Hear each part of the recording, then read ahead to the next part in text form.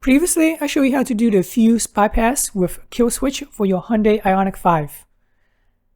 This method will prevent the thief from stealing your car via the OBD hack or whatever hack that is out there right now. It prevents the thief from shifting out of park, thereby making the car virtually unusable, right? I don't know if you guys ever read the video description, but every time something changes, I update the video description. One other thing I noticed, and I update the video description on November 11th, 2024, was that the shifter kill switch mentioned in the video should not be left on for 15 plus hours. Because when it is in the off position, the Ioniq 5 refuses to charge the 12-volt battery. Using the weekend OBD scanner, this is what I noticed. Here you can see that the 12-volt battery was very high, about 14.3. That's the max, by the way. And the car would slowly drain the 12-volt battery until it hits very, very low.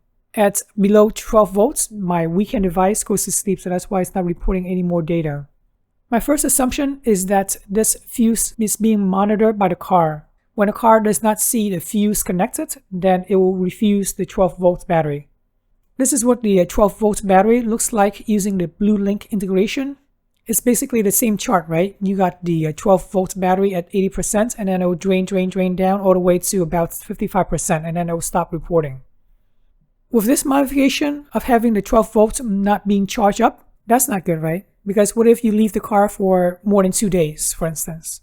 What if you have to go on vacation, leaving it for like a week, and you come back to a dead car? That's not good. With that knowledge, I knew that I'd have to put the fuse back into the E-shifter position.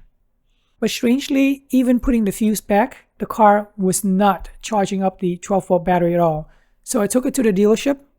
They have no idea what's wrong with the car. Or at least it took them about 3 days, and they said they believe they fixed it. And I believe they fixed it. Let's take a look at the weekend device in Home Assistant. Here you can see that every time the 12 volts is depleted, then it will get charged up instantly to 14.3 volts. That's pretty good. So we're going down, up, and down, up again. Very nice. This is the way it should work if your ICCU is working properly, by the way. So knowing that the 12 volts battery is being recharged properly, I installed the fuse kill switch again. And I'm happy to say that it is working flawlessly. Let's take a look at another graph right here. This is using the mini graph integration. With mini graph, you can do so much customization. Instead of looking at the 24 hours graph, we're looking at 8 hours graph. Here you can see that the last time it charged up was 5:30 a.m. The 12-volt battery went down, and then it recharged it again at around 10:30. But is it working flawlessly though? One thing I noticed was that when I used remote start to warm up the car, upon entering the car, the remote climate was still active, and I could not start the car. I mean, I could start the car, but I could not shift out of park. I had to wait for the remote climate session to stop, and then I can shift out of park.